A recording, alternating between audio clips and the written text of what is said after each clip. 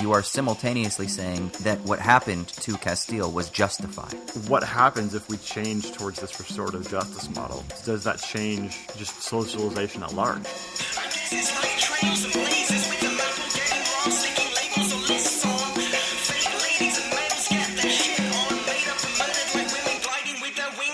Hey, what's up, everybody? Welcome to another episode of Owls at Dawn. We are just two dudes from Southern California who studied philosophy, politics, and religion around the world and decided to start a podcast where we could bullshit with impunity. I'm Austin Hayden Smith. And I'm Troy Polidori.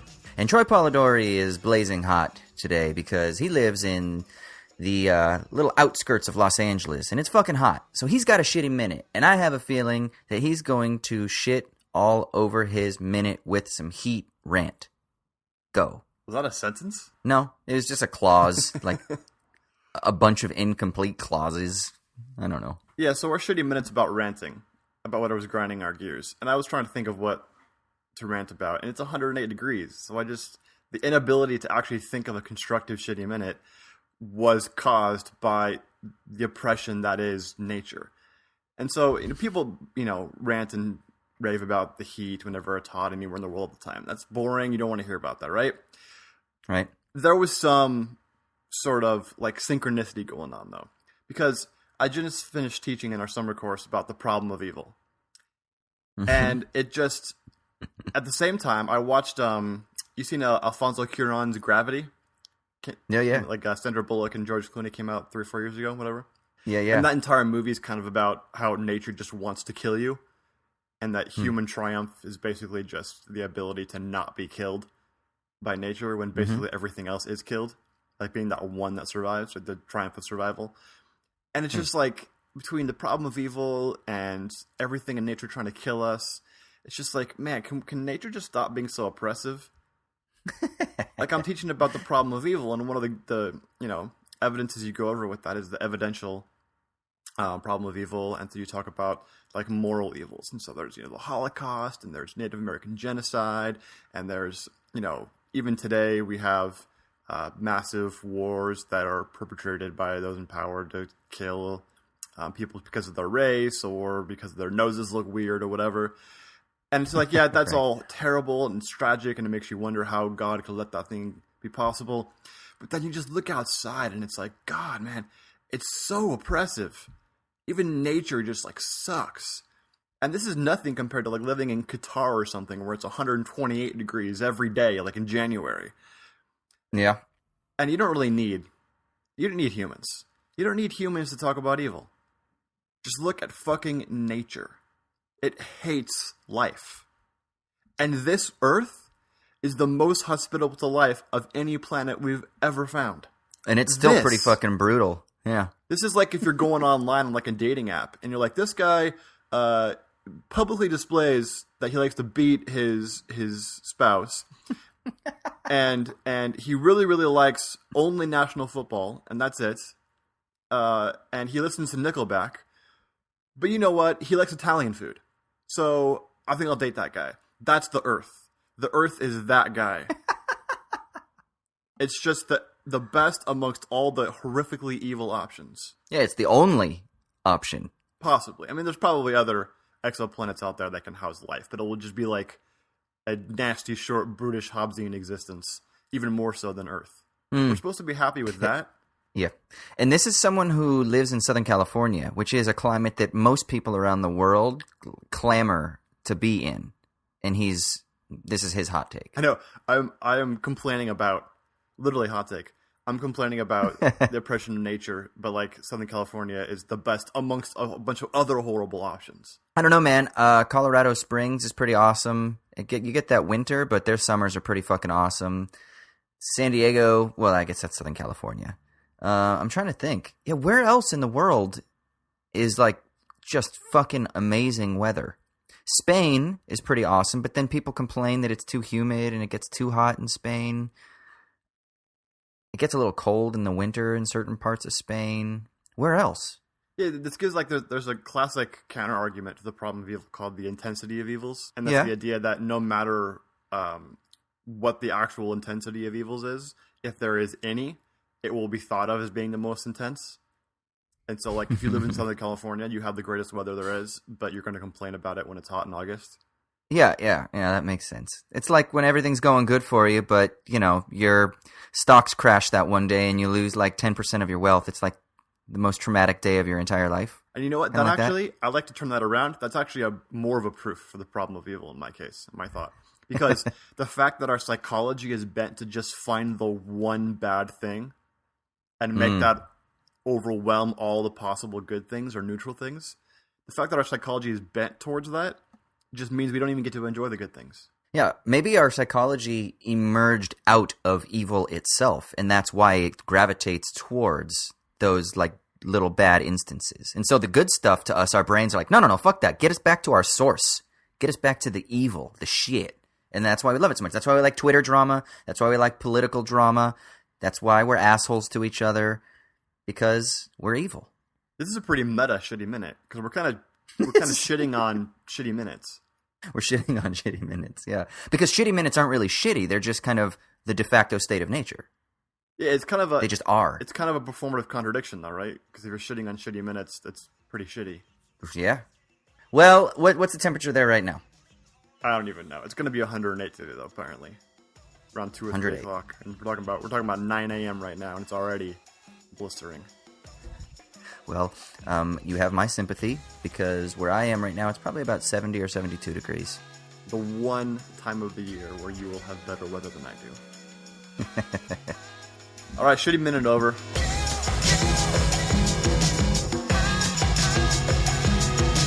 All right, dude. So this week for our main segment, we are going to talk about... I guess we're going to talk about a couple of different things, but it's spurred on by an article that you read about abolishing the prison system. So can you tell us a little bit about the article and kind of introduce the topic that we are going to discuss today?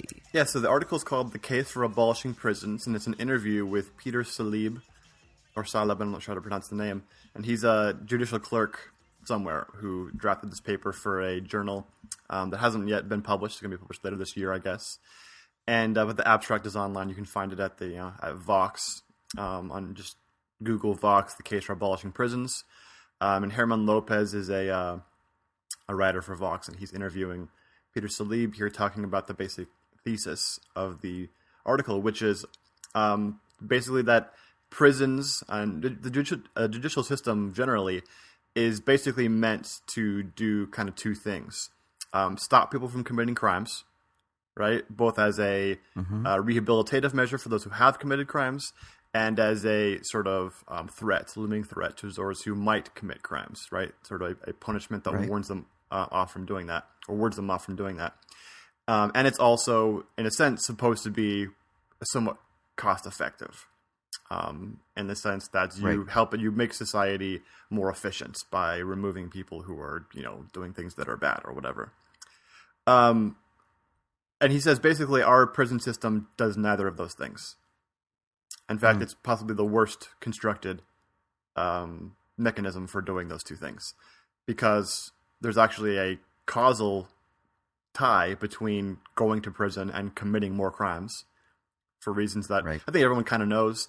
If you go to prison because you had possession of some narcotic, or for stealing, theft, or something like that, then you go and you are basically going to hang around a bunch of career criminals for all day, every day, and be faced with violence and sexual assault and things that will probably make you more likely to be a criminal. Plus, when you get out, you lose a lot of your rights, and so that kind of incentivizes you to no longer be a functioning member of society. Yeah, and if you spend any time in solitary confinement, the long-term psychological damage that it causes to people as well will stay with you, obviously, when you get out of prison. Yeah, and not even just solitary, just being in prison, even if you're just in Gen Pop the whole time. Yeah, that's true. The looming threat of violence all day, every day is going to have a adverse psychological effect on you when you get out. And then secondly, it's extremely costly. What was that some study came out the other day that was it costs more to house someone in a federal prison than it does to send a kid to Harvard for a year. Wow. Right, so it's extremely costly, and not even just in terms of it costs the state and the taxpayer a lot of money because of having to pay to house someone and feed them. But the victims of the crimes, if it's like a violent crime or something, or even if it's theft, those who take a loss don't get that back. So Right. yeah, so it costs the actual victim, and it costs society at large. And he notes, Salib notes that this hasn't always been the case. The morality of sort of retributive punishment aside, most societies in history haven't been able to take on that costly of a mechanism for judicial action, right? And so we've had histories of tar and feathering people, putting people in stocks, sort of violent abuse, removing people from the state. Obviously, just straight up state sanctioned murder. It's not like this has been the way things have always been. They became this way for various reasons. And he wants to ask if the reason is because we think it's more ethical to people in prison than to be violent against them. Maybe we're right, but is that even actually happening? Or are people being violently abused in prison in the same way that they were by the state before? So are we really more moral even at that point? Yeah, no, it's really interesting. I mean, I think all these discussions really circle around the central concept of justice and what is justice, right? And if justice is supposed to be this idea of an evening of the scales or bringing things back to rights, which is obviously depends on how you define what justice means, but let's just say in a very simple sense, that kind of derives from jus or from ius, which is that idea of kind of bringing things back to rights, an evening of the scales. If that's the case, then does sending someone to prison, does it actually bring anything back to rights? Does it actually recoup the loss that was that occurred socially? So, I mean, I was thinking about this a lot with regards to the Philando Castile case that took place, right? And there was a man who was killed, let's say unnecessarily, right? Without even passing a judgment on it and say wrongly, but let's just say unnecessarily, right? Just to start there, to concede a lot of ground, because I do think that we would say wrongly, but let's just concede it and say he was unnecessarily killed. Even if he did make a mistake, his hand was in a place where it shouldn't have been, and the police was following protocol. Even if we do say all of that, nevertheless, was justice served by him being killed? Which then we have to talk about what justice also means is desert. It means that he deserved what he got. And then when you declare that the police officer, I think the officer Yanez was innocent, you are simultaneously saying that what happened to Castile was justified, right? So that is justice being served by that declaration of innocence. So then we have to ask, okay, then what does it mean to say that justice was served? A man's life was taken away from him, and another person gets to walk away without any sort of social punishment. Now, I was talking with a police officer friend of mine, and he said, yeah, but what you won't see behind the scenes is that officer will go through psychological examinations, and there will be punishments and things like that. And I said, that's great, in the sense that he does need to have fucking some sort of psychological examination. There does need to be a sense of, let's say, personal rehabilitation. But at the same time, when the justice system is about punishment and it's conditioned by this idea of retribution, then what ends up happening is that socially there is no evening of the scales whatsoever, because socially all you get is the power structures are innocent, the cops can get away with it, and a man was killed unnecessarily, and he deserved what he got because the cop was just following protocol, and he shouldn't have been reaching for what he was doing, or whatever the other arguments would be. So ultimately, what you get is this confused, muddled understanding of what justice even means, right? And even if they were to say, okay, Officer Yanez is guilty of second-degree manslaughter, and the wrongful firing of a firearm or whatever the other charges were, does that equal justice? Does that even the scales? So we need to talk about what the fuck justice is in order that we can even talk about how the prison system is supposed to tend towards that idea in the first place. And because people don't talk about that, the prison system kind of just doesn't really seem to have any clear motivation other than the simple enforcement of retribution on the at the behest of the power structures, which is the state, right? Or the state ideology, let's say. And I think that's a problem. Yeah, dude, this gets to so many social contradictions. that we have when it comes Right. to the judicial system, right? Because in one sense, I don't think anybody who looks at the Castile situation would say justice is served. I mean, not anybody in good faith, at least. At the very Right. probably for most people who are going to be in defense of the police officer are going to say it was a horrible accident that happened in some sense, right? Right. And maybe they would blame Castile for not doing everything he absolutely could, but I don't think they would say Right. justice He is didn't served. follow orders or something like Yeah, that. no one's going to say that he deserved it. In the sense you would normally think of judicial desert, right? Right. At the same time, I don't think personally it's right to sort of blame individual belief-based, like epistemic racism, as being the cause either, and therefore saying that the police officer deserves some punishment because of some individualized racism or racist belief, because that's, while possible, not very likely, and it skirts the whole issue, which is that racism is more about a social structure and beliefs that are sort of inculcated and fomented because of social structures, and so that a person Right. would respond in a way to a white person in a car reaching for their wallet in a very different way to they would a black person. That isn't because the person's not inherently racist or some weird form of individualized racism, but because they're conditioned to respond to people of different races and who look different in different ways. And that's unfair, right? That's not just, it's unjust. But that's Right. isn't because of the individual cop necessarily, or at least only partially because of the individual cop.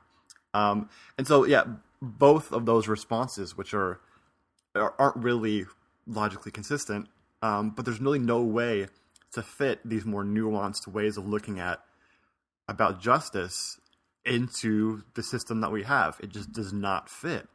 Well, and this is literally the conversation I had with he's not a police officer anymore. He's retired now, but that's literally what we were saying. I said, the problem is I don't believe that Yanez is like a cold-blooded murderer that sought out this guy and said, I'm going to kill him. But at the same time, I also don't believe that Castile was guilty of anything worth getting shot and then killed. But like you just said, we don't have the capacities to be able to have that type of nuanced discussion within the framework of retributive justice as it is understood in the contemporary Western notions of kind of like judicial enforcement, right? And so the question is what do we do? Did you ever see that documentary by Michael Moore called Where to Invade Next, where he goes to like the different countries and he kind of like looks at certain social systems that they've implemented and says, we're going to take these back to America sort of thing? Did you see that, Doc? Yeah. Yeah. So, when he goes to, what is it? Is it Sweden or is Norway. it Denmark or Norway? Okay. God damn it. Same thing. Yeah, So he goes to Norway. He goes to Norway and he looks at their prison system. And he's in, I guess, what could be called a sort of, like a violent offenders prison, where there are murderers that are in this prison, along with people who are thieves and along with maybe people who have committed white-collar crime and whatnot and various other things. And they're in a sort of isolated camp where they have a certain measure of, let's just say, humanity that exists compared to the American prison system, right? Or compared to various other prison systems around the world that are also very harsh. But there's a certain sense of vitality that is allowed, that is encouraged, that is stimulated, because the purpose is rehabilitation, not retribution. So there's a sense in which they're still paying a societal debt, but that societal debt is being paid in a different way. It's being paid in a way that isn't just simply about vengeance, right? To kind of harken back to René Girard, it's not just about that need for vengeance, which we then cloak under the banner of justice, but really it's vengeance, it's retribution. But rather it takes place under a different context. Is that the answer? That type of thing? Is that? I mean, that's obviously better, I would say. But what do you think about that? Yeah, I mean, certainly. I think we'd both be in favor of less focus on retributive justice and more on rehabilitative, right? Right. The issue that the article here goes to that I think would be interesting to talk about is sort of towards the notion of what's called restorative justice, which isn't just rehabilitative in the sense that it's meant to rehabilitate the inmates and sort of make recidivism less likely. Obviously, I think everybody wants that. Even conservatives actually kind of want that in some cases. Now, are people willing to do the things necessary to change the prison system to make it that way, different question. But everybody says they want more rehabilitative justice, right? But restorative justice is a whole different deal. Restorative justice is a focus on actually restoring the relationship between, not the relationship necessarily, but restoring what's been taken by the offender against the victim. So if you steal from somebody, instead of going to jail for 6 months, and then the person who was stolen from may never get anything other than the abstract notion of justice has been served. But if you stole $200 from somebody, you have to work to pay back the $200. Or if you, attack somebody and you hurt them, rather than going to jail for 5 years, you have to work and pay them back $100,000 at a percentage of your income for the next whatever years. And you're on a GPS monitor. So, the cops at every moment can know where you are. You can never come within a certain distance of where the victim's going to be, or else you'll be, further punished or whatever it is. Maybe you'll lose your freedom at that point. But this is what all the things that the author wants to propose, since we have these new technologies that can basically work just as well as prisons as far as knowing where someone's located without disabling them from actually working and contributing towards society, and maybe even paying back their victims in a certain case. Yeah, I mean, the only thing that initially red flags kind of go off in my mind about is the idea of control societies then. If you have monitoring that replaces sort of the actual prison system, then you still run into a sort of panopticism, right? And so for people that don't know, John Stuart Mill proposed this idea of a prison. What was it, Mill or Bentham? Jeremy Bentham. It was Bentham. Okay, yeah. Bentham proposed the idea of the prison that would be sort of circular. In the center of the prison would be the tower where the guards are, and that all the prisoners would be facing kind of inward, and there would be a way that the guards in the center would be able to see all of them so that at all times they'd be monitored. And Bentham thought that this would be a good way of kind of like maintaining, I guess, some sort of control over the prisoners within the prison system. And then Michel Foucault takes this idea and talks about how surveillance and various things like that sort of get appropriated within disciplinary societies or control societies. And that this idea of the panopticon, this idea of surveillance, is something that is just, I guess, ubiquitous, right? So everyone is always under the watchful eye of the authorities, and that controls your behavior. And so my only concern is that seems to be what he's kind of in favor of, is that he's in favor of some sort of amplification of surveillance, which I'm not sure that I like that answer well, here's necessarily the thing, though. either. He mentions that, but it's not an amplification because it already exists. Yeah. They already have the panoptic view of the inmate. We're just relocating that panoptic view into society rather than separate from society.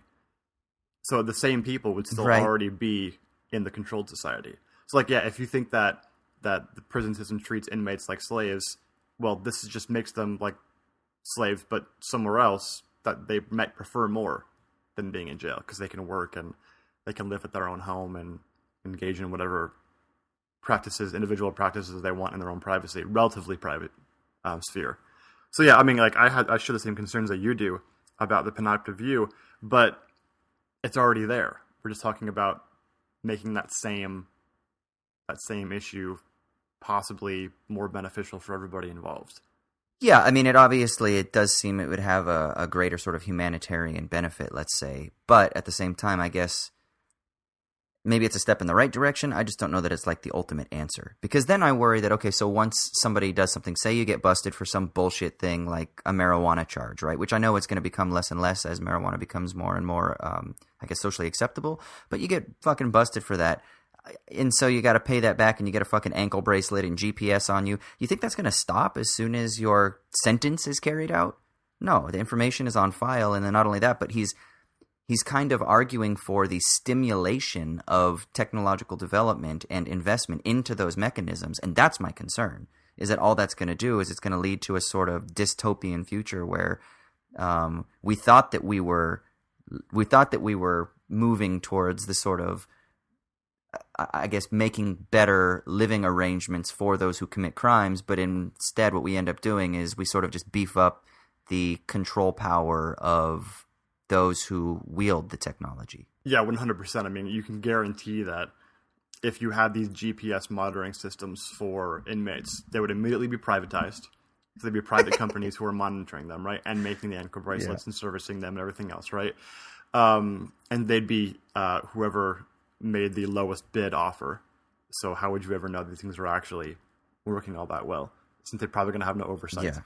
Yeah. And they would probably all be had contracts so that if you have these bracelets, you could only work at these special, basically private prisons, but they do private prison type work, and they'd be legally able to pay you less than minimum wage, like guaranteed. There'd be an exemption for that, right? All those things would obviously most likely happen. But, you could also, in theory, we're talking about, oppose those things. Yeah. And again, I do think that at one level, and this is why discussing these sorts of things is so difficult, right? Because you can't absolutely say, this is a good idea or this is a bad idea. We need to kind of get beyond good and evil, so to speak.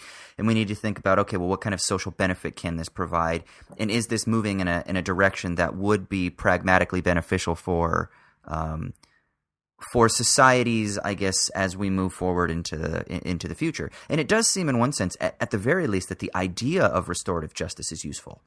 So maybe kind of what we were talking about last week is maybe it's the concept of restorative justice that's more important than the actual mechanisms of the GPS systems and like ankle bracelets and locators and stuff like that.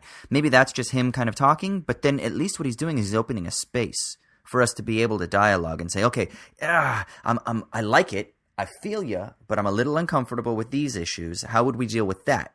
We love the idea of restorative justice, but maybe those mechanisms that you're advocating aren't the best ones to employ. So maybe we can come up with other ideas, and that's when you get more people involved. And then I think so that's why something like this is useful.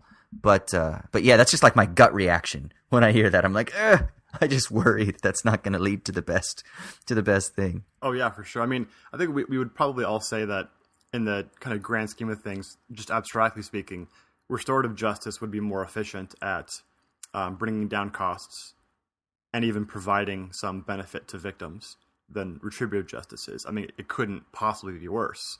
It could only be better. Right. And also, studies have shown that focuses on restorative justice do decrease recidivism. And so, working to sort of make something up also gives the inmate, the offender, a sense of sort of making up themselves, redeeming themselves, right? Right. And so there's some sense of that, and that makes someone psychologically less likely to continually commit crimes. So it would be better on that sort of scheme. My kind of question is, what I was thinking about after having read this, since this is all very law and economics, efficiency focused, what are the social impacts of if we switched over to something so much more focused on restorative justice as opposed to a retributive model we have right now? We were talking about Nietzsche a few weeks ago on the show, right?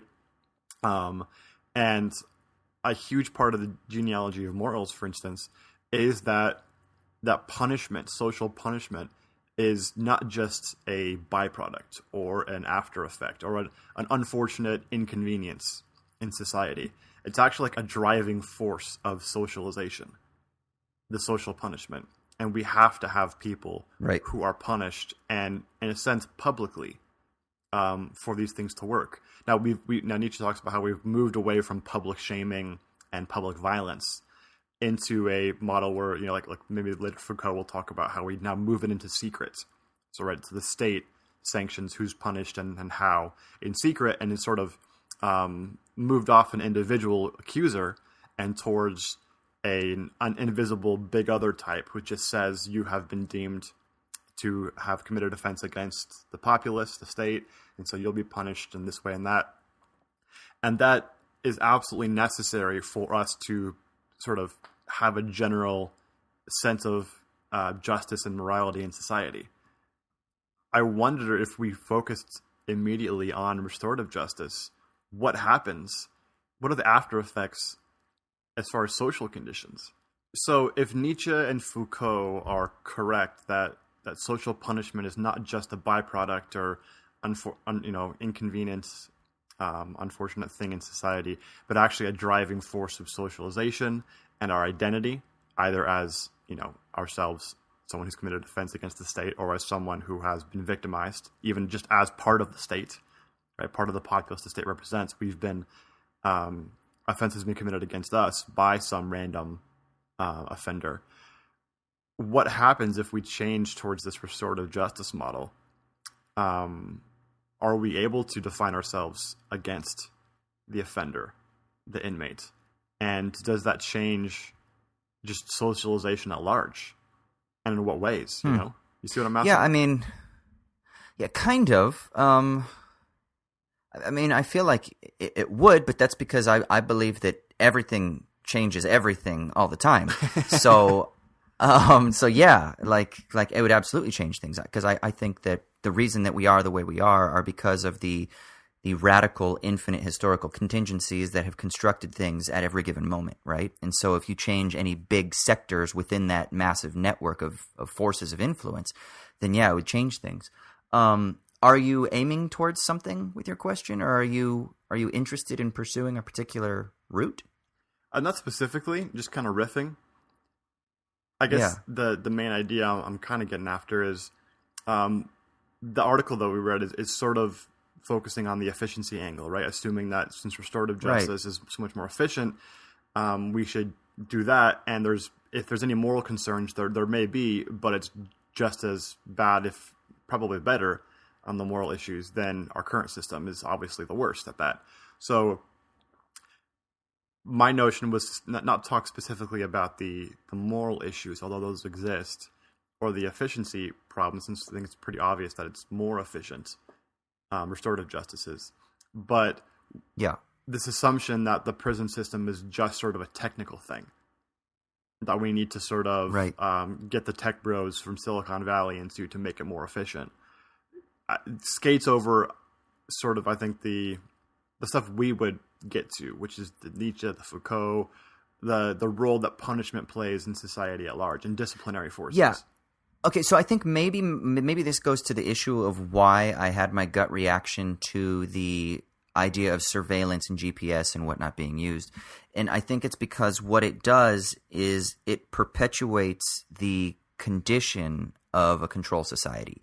And so it perpetuates the way that we think about how things function. It perpetuates the way that we expect social arrangements to take place, and it perpetuates the way that we almost justify and think that things ought to take place, right? And so that was my issue, I think, with that, is because I'm ultimately concerned with kind of like the conditions for experience and the conditions of thought and the conditions of society and the conditions of what it means to be human, or to figure out what it means to be human, I guess. And so I think that was the issue with that. And I think that if we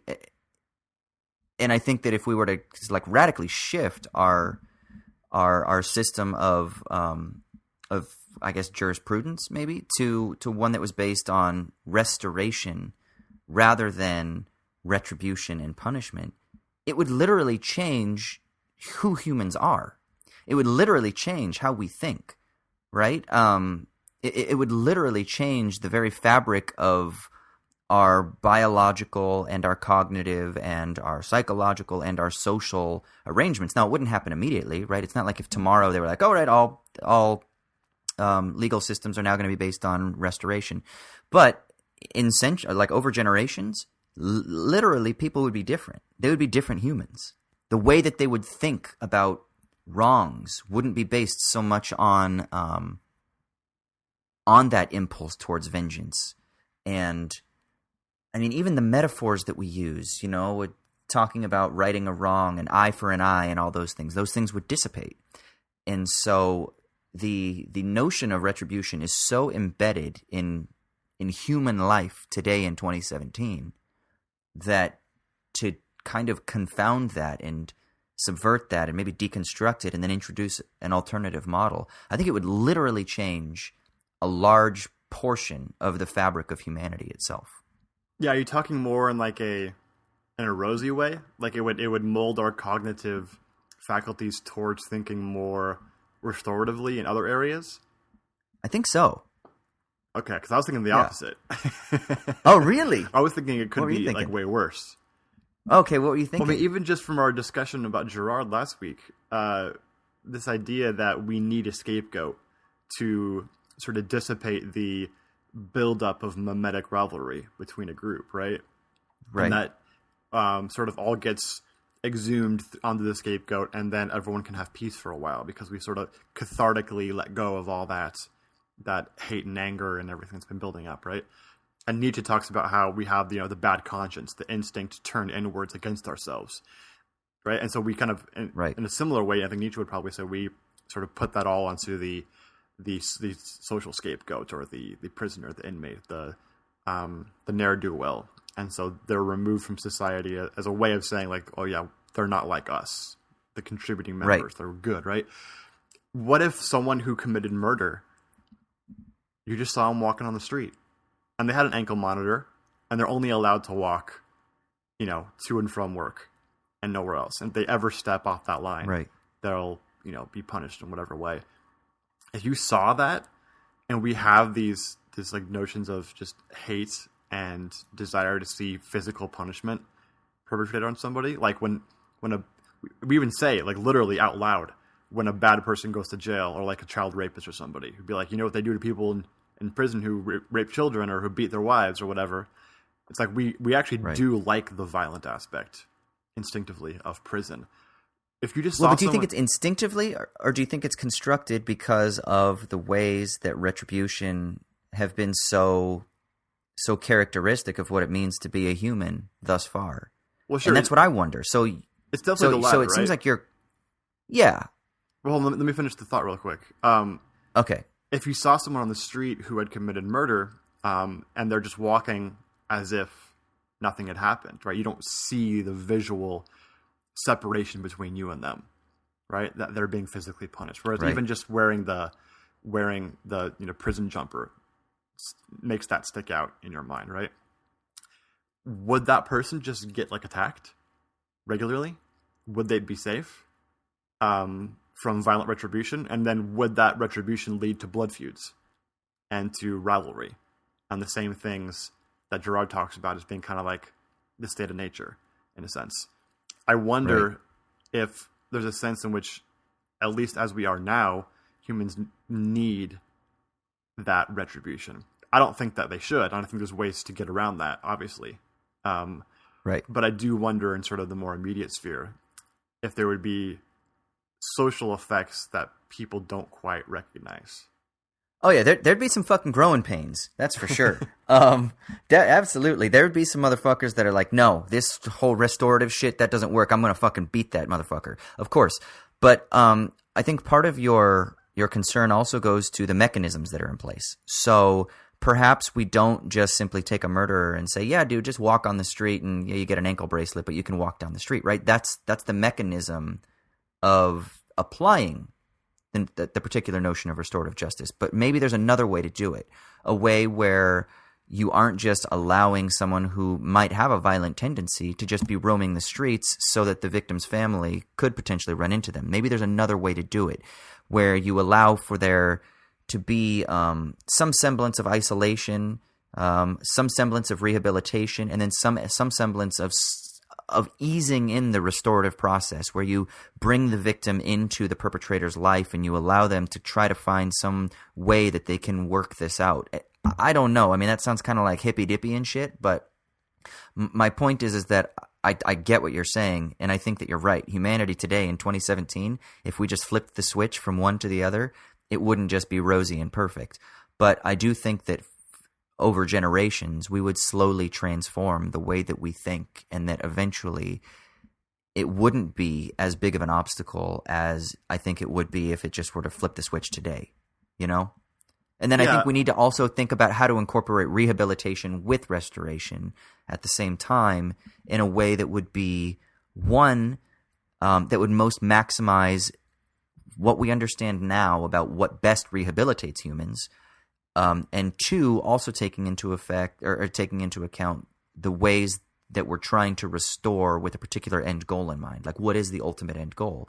Is it to get this murderer to just be back on the streets and he's got that scarlet letter on him? Or is it so that not only can he find a different purpose in life, but he can also come to value life, and he can also recognize why what he did was wrong, that he can sort of pay a sort of social debt as well. And then at the same time, there needs to be a way that that social debt can be seen socially, you know? So like when my cop friend was talking about the quote unquote punishment or rehabilitation that Officer Yanez is going to go through for the killing of Castile, the public doesn't see any of that. So even if, and I'm not saying it is enough because I don't think it is appropriate, but even if he were to go through some sort of strenuous counseling and stuff like that, the public doesn't know that. All the public knows is guilt or innocence, and that's all the public gets. So there has to be a sense in which if we're going to seek justice, it has to be socially directed because it's all about patching up those social tears. So there also has to be a sense in which we're engaged in the process or the progress of these individuals as they're going through their rehabilitation and as they're seeking restoration, right? Yeah, and then you have a huge problem there where, like you mentioned, in the restorative angle, doing this socially, and so it's people can see it, and then you kind of let go of that cathartic release you need to have that's violent. I mean, can you imagine a rape victim having to face their rapist, right? And then engage in like restorative justice angle. Like that would be having to relive the horror over and over again. I couldn't think of anything worse than that.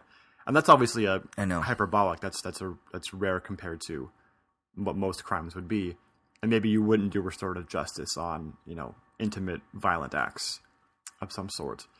But kind of forcing that rather than making it voluntary seems to skirt the whole point of what restorative justice is supposed to be about. Right? Voluntarily trying to restore. It's not restorative if it's forced. Right, exactly. Yeah. Did you hear about the man and the woman? I can't remember what they're called. I think they're from Europe somewhere, I believe. And basically the man raped this woman. And now what they do is they actually go around the country or go around the world and they like give talks and stuff like that. She talks about forgiveness and how they've built up this relationship. And he talks about sort of like his repentance and all of this other shit. I don't know much about it. I think I read one article about it and I thought it was really interesting because that kind of literally talks about the case that you just gave. You said, if you were to do this, how would you fucking do this? And there's this man and this woman that are actually trying to undertake something along those lines. Yeah, that's incredible, right? I mean, but at the same time, the idea that that's like an ideal, I think is kind of ugly. Like you couldn't sort of guilt a rape victim for not doing that. Right. That makes sense? Yeah. I mean, it's fucking tough, man. When you're talking about these things, it's really tough. And I think my biggest frustration is that we aren't willing to do this type of hard work in the public sphere for the most part, right? And you can't have these types of in-depth conversations for the most part. And I think this is where the heavy lifting needs to be done. We need to think about these things, and we need to try different things, and we need to incorporate, the most recent findings, and we need to incorporate efficiency theories, and we need to incorporate all these various things, and we just don't. And obviously there are reasons that we don't, but I don't know. It is kind of frustrating that we're not willing to do this type of heavy lifting. Yeah, no, I think that the main issue that we're talking about isn't that about like the sort of actually the efficiency angle of prison systems and stuff like that, but that there's so much more undergirding social punishments and social identity than just how efficient is our prison system. And if we changed it, and I think we both would advocate changing it towards more rehabilitative and restorative justice models, absolutely. The one we have is, one of the worst possible ones you could conceive for achieving even the goals that it sets out to achieve. But that there are so many bigger concepts lying underneath this than just how efficient are we at dealing with social pariahs. And to think about that is probably even more important towards getting towards the heart of not just can we change the current model, but why do we have the current model in the first place if it's so bad? Is it because we've just made a lot of mistakes and we suck at being efficient? I don't think so. It's because we have this for a very particular reason. We kind of feel like we need it. And we'd probably need to change that need, or at least question that need before we can ever actually change the system to be better even at the stuff like efficiency in the first place. Yeah. No, I agree. I like that. We do need to change that need. I think that's well put. Yeah. Yes. All right, so new prison systems. Fuck prisons. Fuck prisons. Restorative justice. Yeah. Someone calls you a fucker, don't call him a fucker back. Buy him a candy bar. Yeah, that whole Old Testament eye for an eye shit. Yeah, no. Fuck that shit.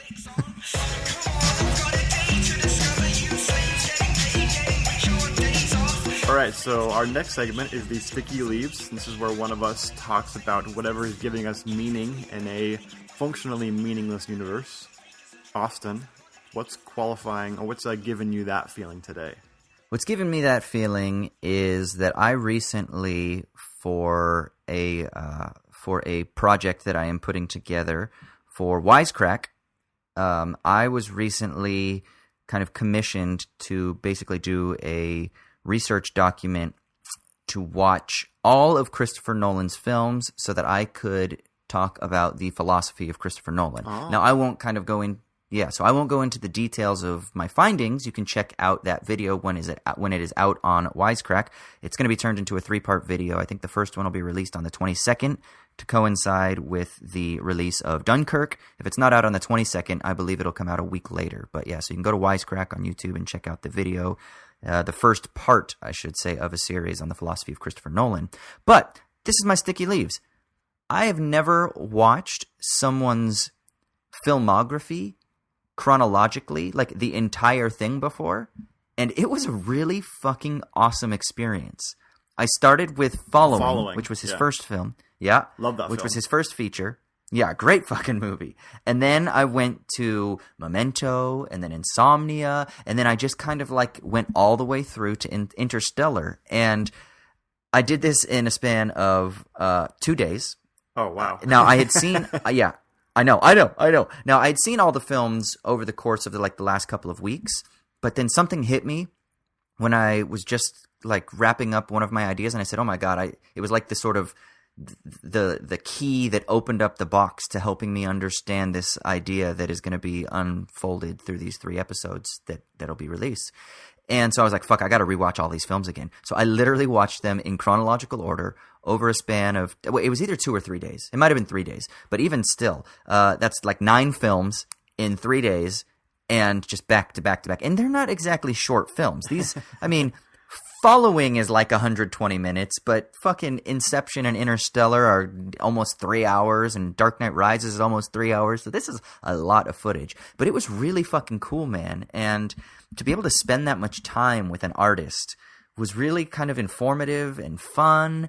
And I learned a lot about, I think, his ideas. And I think I almost like, I feel like I know him and maybe his brother, even Jonah, a little bit better too, just from experiencing these things, at least at a philosophical or conceptual level. And it was really interesting. And then I think more than anything, because I ended with Interstellar, and I don't know if it was just because I was in a state of like Nolan-esque delirium, but by the time I got to Interstellar, bro, when fucking Matthew McConaughey is watching those videos of like his kids and shit like that on Earth, and he's crying, I was a baby, dude. I was like emotionally wrecked. Oh, and I got like, there were moments of when I was like tired, and then there were moments when I got like really invigorated, and yeah, it was just a really rewarding experience. It was really fucking cool. And then on top of that, like, I don't think that everything Christopher Nolan puts his fingers on is necessarily gold, but I would say that every single one of his films that he's done are all good. Like, not one of them that I watched, I was like, eh. Like, every single one of them, even probably my least favorite of them, which is Insomnia, which is still a good film. Like, it's still, I mean, it's got like 91% on Rotten Tomatoes, but it's just not as conceptually deep as the other films, as kind of like what we're accustomed to with a Nolan film. So I think maybe that's why it didn't quite do it for me as much as the others. But as far as like it being a good thriller, and the acting is great, Robin Williams is fantastic in it. Yeah, in a sort of dark turn for him, he plays a murderer. He's fantastic in it. But nevertheless, you know, I really, God, it was a great experience. And then on top of that, I just have to say Interstellar. I know a lot of people shit on it. I think Interstellar is fucking amazing. Wait, even like, oh my God, dude. Even the second half? Fucking love it. Okay, this is your hot take. I love Explain it to me. Well, like, from what point do you think it loses steam? I mean, I saw it when it came out. That was years ago. I'm trying to remember. I just remember loving the first half of the movie. Yeah. And then a lot of people say that. Yeah, and then just he tried to turn it into like a Spielberg type movie, like an 80s Spielberg kind of thing, with the family dynamics and that kind of stuff. And I just it didn't catch me. It just didn't seem, I don't know, it didn't hit me. I don't remember why, but it just didn't. Well, see, now I don't want to foreshadow too much what the Wisecrack videos are going to be talking about, but one of the reasons why I think Interstellar is so amazing is because I think his filmography moves through 3 beats. One could be called like the hermeneutics of suspicion.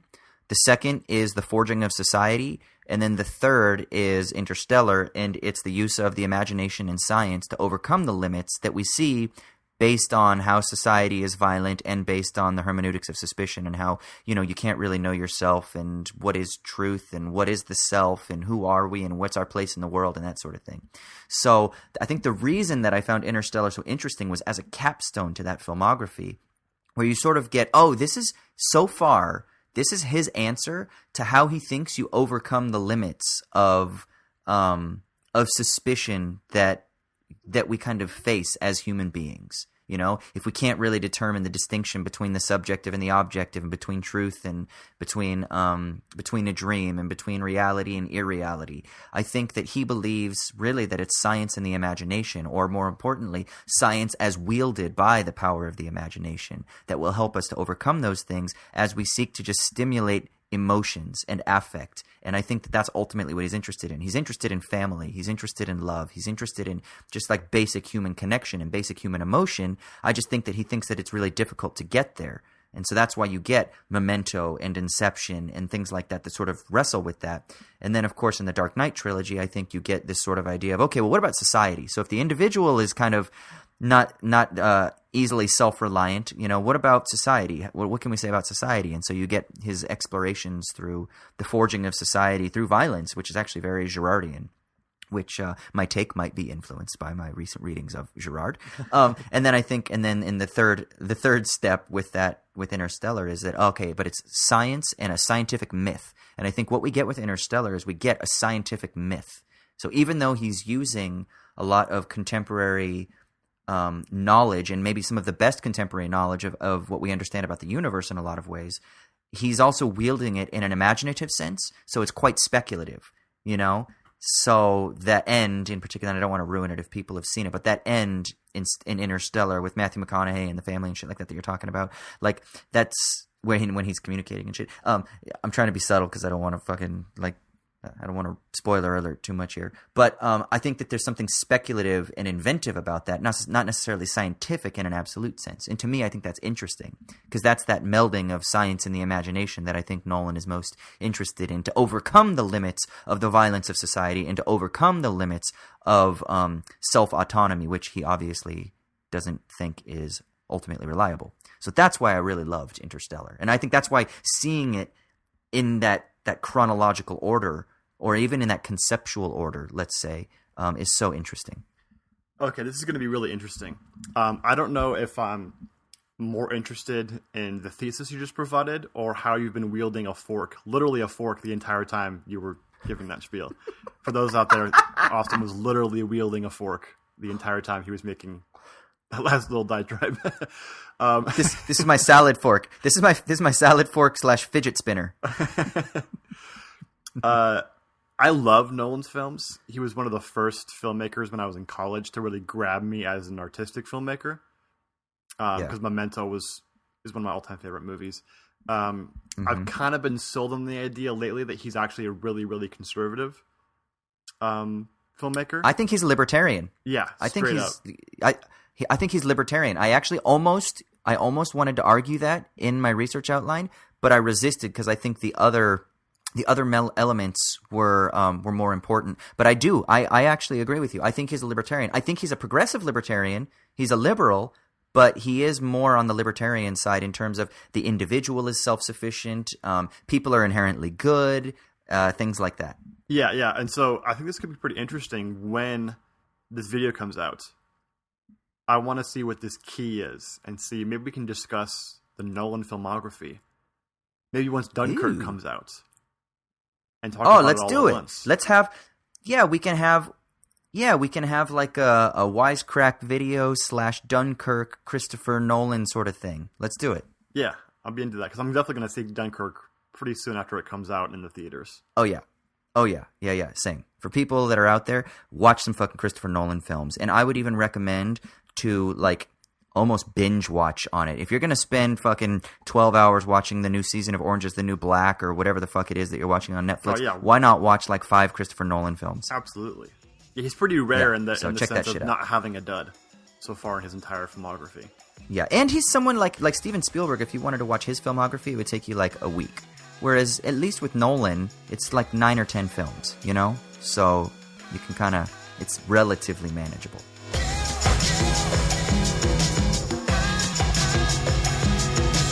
All right, sweet. So let's go into our bullshitting segment for the week. And this week we're going to bullshit about Independence Day, since it just passed. 4th of July, fireworks, hot dogs, barbecues, things like that. Troy, what do you want to say about Independence Day? I guess like if you're on Twitter or on social media at all during July 4th, I mean, maybe it's just the curation of my social media circles, like my bubble. But everyone hates July 4th, it seems like. Do they? Everyone just like shits on it. Like, oh, fireworks. Really? Like, who wants to be the person who just 12:01 on July 4th, 12:01 a.m. and just tweets out, fireworks are horrible? It's like, dude, Jesus, why are people so like hating on fireworks? Yeah, they're not the thing you thought when you were 5, which blew your mind and were the greatest thing ever. Fire in the sky, explosion. They're just explosions. Like, who cares that they're not fucking like mainlining heroin into your veins? I mean, yeah, they're kind of like, okay, that's pretty cool, and then you go on with your day. Fireworks don't have to be the greatest thing ever. I don't understand why everyone hates fireworks so much. Yeah, that's a good point. I still love fireworks, dude. Like, I still am like a little child when there's a really cool fireworks show. So Disneyland, when I get to go to Disneyland and see their fireworks show, I'm like a little fucking kid, you know? Or their Christmas special that they do where like the fake snow falls, and then they got like Tinkerbell flying in the sky, and then there's fireworks behind the Magic Castle. Like, that's my jam, dude. I get all about that. And then my dad sent me a video of him I guess a couple days ago on the 4th, when he had like some homemade fireworks, because in the city where he lives, it's still legal. I know in a lot of cities around America, it's not legal, but in my dad's city, it is. And so he lights off little street fireworks and stuff like that. You know, not the crazy ones that blow up in the sky that are going to be like super loud and annoying or anything like that. But, you know, I was going to say Piccolo Pete's, but those are really annoying. But, you know, like the little boxes that explode and they sprinkle out the sparks and stuff like that. That shit's fun, man. I enjoy that stuff. I still enjoy it to this day. Like, I would still stock up. Matter of fact, I did do this a couple of summers ago when I was back east in Pennsylvania. We stocked up on a bunch of fireworks, and we had our own little 4th of July ceremony. I love that shit, man. So I know in the UK they do Guy Fawkes Day, and that's where fireworks happen. Yeah. But in Ireland, is there a fireworks-related holiday? I don't know if there's a fireworks-related holiday here in Ireland. I mean, I guess you'll get it under certain circumstances. Halloween, I guess. Maybe. My girl's in the room here right now, and she just whispered to me Halloween. So that's Kira's day. Halloween? That's Kira's debut. Kira's debut on Owls at Dawn. Yeah, I guess Halloween.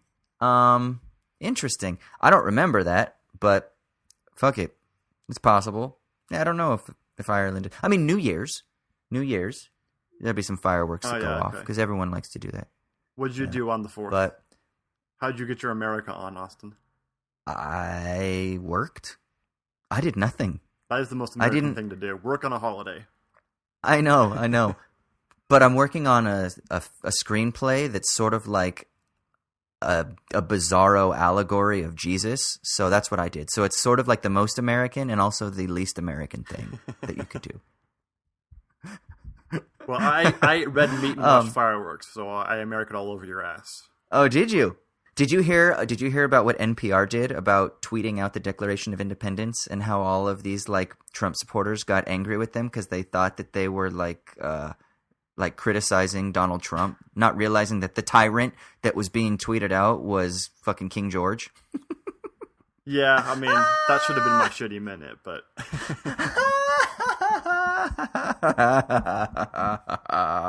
I think that's so funny. Nah, man, I mean, it's tough when you're abroad because the 4th of July, you know, in America, I feel like it depends on where you are. But in Southern California, my experience with the 4th of July was just simply barbecues, right? It was barbecues, beers, and then at night, everyone goes to like a park or the lake and they go watch the fireworks, right? But when you're abroad, like you can't really, it's not like Thanksgiving where when you're abroad, you can do a Thanksgiving meal with everybody and you kind of get it. Or like Christmas, everyone celebrates, or Halloween is, you know, kind of become an international thing. 4th of July, minus one random fucking poster that we saw here in Dublin talking about the 4th of July. Nobody gives a fuck about the 4th of July. Like it came and went and it didn't mean anything. It was just another day. So I don't know. But I did celebrate the 1916 Easter Rising here, which was Irish Independence Day, when those motherfuckers, they did in America, and they kicked the Brits out too. So that was my celebration of the 4th of July through the celebration of the 1916 Easter Rising. Does that count? You hear that, America? Austin just said the 4th of July is just another day. So go on dox that literal snowflake traitor. Oops. My bad. Hey, and if you have something that you want to yell at me about, you can find me. My handle on Twitter is Axe Wielder of Death. Yeah, but it's spelled all wrong, so you'll never find me. All right, dude. Let's kick it over to Michael for This Week in Hip Hop, yeah? Yeah. Michael, what's going on this... What's up, Michael? Yeah. What up, Michael? With first-class legroom, free cocktails for everyone, and a schedule you can depend on. Hey, what's up? Owls at Dawn. It's Michael Burns. I am here with This Week in Hip Hop. Gonna go a little nostalgic this week. It is, today at least, today I'm recording July 17th. It's the 10th anniversary of one of the best records to come out in a long time. One of the last records that we can say is truly a hip-hop classic. What is it, class? Blue and Exile, Below the Heavens. Wow. I imagine this one will have some of you split. I think some of you that are maybe a little bit older and have been into hip-hop for a while have listened to this and already hear like beat chops in your mind and are thinking of your favorite Blue lyric from that record, which is dope. Some of you might not have heard of this. So you got some homework. But this is one of the best single producer MC collaborations ever. What I mean by that is a record where there is one MC and there is one producer and they make a whole fucking album. And definitely one of the strongest collaborations of this sort to come out of the West Coast. And this is a matchup between Exile. And Exile is a producer that already had a decent rep, at least in the West Coast beat scene up until this point. But he's a producer whose sound is really unique because of how insanely precise he chops his samples. And not to get too nerdy, but often when a producer makes a beat, they take a sound from another record, they put that into a programmer, into a sampler, and they chop it up into tiny component parts so they can sort of rejigger that and play that however they want. Now, Exile did this where he broke loops down into like thousands, I don't know if he really did thousands, but a lot of component parts, and then basically played the beat through manipulating all those micro samples. And it added a really glitchy kind of West Coast sound to sample-based production, and done in a style that's more, traditionally East Coast. So that's what we got with Exile. With Blue, we have a good-ass rapper. And this is really his coming out party as a rapper. If you don't know a lot about Blue, he still puts music out. His dude's had some ups and downs in the past decade. But, and you can hear this on the record, he's someone that cites hearing early Common with driving him to become a lyricist. And I think you hear that, especially if you've listened to like Resurrection and Common before he got a little bit corny. And this record definitely represents as well the beginning of a turn to a boom bap-ish, sample-based lyrical rap coming from the West Coast, LA in particular. That's not to say that this type of music wasn't being made up until that point in LA, but it definitely marks a turn in the LA sound. Okay. But either way, it's a dope record. Holy shit, there's a helicopter flying near me. Don't worry, it's cool. I'll talk to you about some personal favorites I have from the record. My favorite track might be The Narrow Path. I I think it's one of the most emotionally affecting samples I've ever heard. Like the very sound of the sample already lets you know the theme of this song, at least at an emotional level. And this song always makes me feel shit. Blue's earnest lyrics make you feel like an urgency when you're listening to it. And even if you're not a rapper on the come up, anyone who has ever tried to accomplish anything they give a shit about and maybe has felt some insecurity or fear can find something on the song. So let's listen to a clip of that. When niggas bitch as quick as Nolan, Ryan, holding iron, blowing smoke, eloping fire, flame spitting. The game is just a way to escape, and our pain is just a way we can relate to folks trying finding ways I can make a difference. But fuck wishing on a star, cause the percentage of getting what you envisioned is small. And the stars barely shine in the city, so we're blinded by the man-made bright lights, making my eyes shifty. Now, another track that really stands out to me is First Things First. Before Miguel, you've heard of Miguel, was a famous R&B star. He was Miguel Jontel, and he was one of the few featured collaborators on Below the Heavens. And here he does hook duty on a track that shows that a kind of beathead producer and really skilled MC can still make one for the ladies. But it's a really nice song. It's very smooth. It's very fun. Check that one out. Cold Hearted, another one I like a lot. Cold Hearted is one where I think there is chopped sample magic. And I think this is a track where you can get a really good idea of why Exile style is so special. And of course the song as well, you get some extra smooth storytelling flows from Blue with some really good use of repetition. And you'll know what I mean when you listen to it. Final song I'll bug you about, The World Is. This one's just a goddamn classic beat. It has some horn samples that are chopped by Exile with like a fucking Ginsu blade that he stole from the chef of a hibachi restaurant. And of course, Blue comes through with an effortlessly personal flow, Arno English. So let's listen to a quick clip of The World Is. Yo, I'm trying to get to this place that my grandpa told me about as a child. Told me only if you can make it in the faithless ain't allowed. Be a star out your game and name above the clouds. And if you miss, you at least be amongst your own crowd. I smile cause now I see what he meant. I see it in the eyes of mothers when they uncover their sins and repent. Great, so now you've heard at least 2 tracks from Below the Heavens. It also is from an era where there was sort of secret, untitled, hidden tracks. You can listen to those as well. But honestly, fuck it. Every fucking song on this record is dope. This record is a legitimate hip-hop classic. And if you don't enjoy it, you don't like hip-hop. And I imagine you don't like music. And you probably spend your whole life critiquing shit, and you haven't created anything. And you probably can't even finish jacking off your own dick because you hate yourself so much. And you're right. You're terrible. So if you listen to this record and you find yourself thinking, nah, I don't know, maybe Google some dark shit, but whatever. So that's it for that record. One last thing I want to talk to you about this week on a very different tip. I want to tell you about a rapper named Mike. That's it. His name is just Mike. It's a simple name. I don't think this guy really thought about people Googling him, or maybe he just doesn't give a shit. I think he just doesn't give a shit. But this is a young rapper from the Bronx. I think he's like 18, 19, 20 years old. Originally from London. He put out a project a few weeks ago called May God Bless Your Hustle. May God Bless Your Hustle by Mike. You can listen to it a couple ways right now.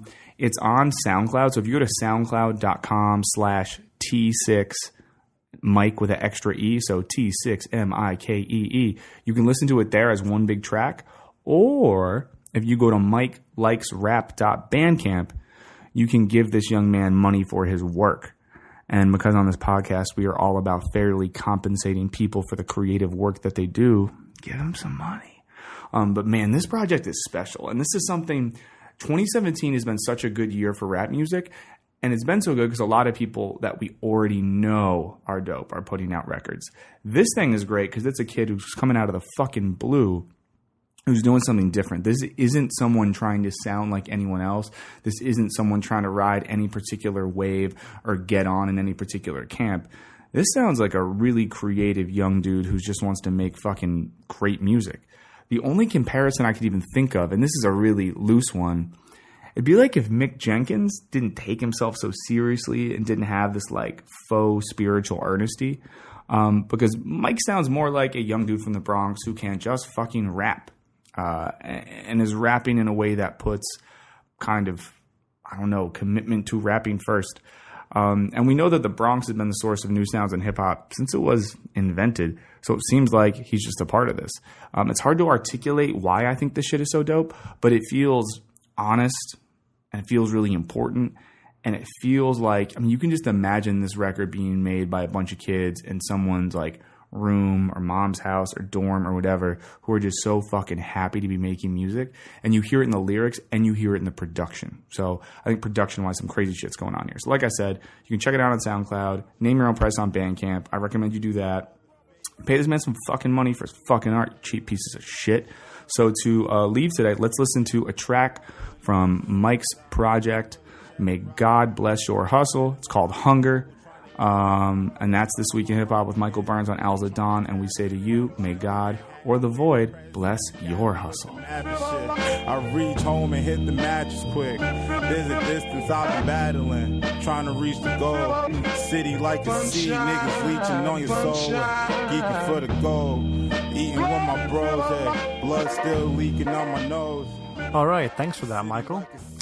Well, we're signing off for today. You can find us on Twitter and Instagram at owls_at_dawn, or you can email us at owlsatdawnpodcast@gmail.com.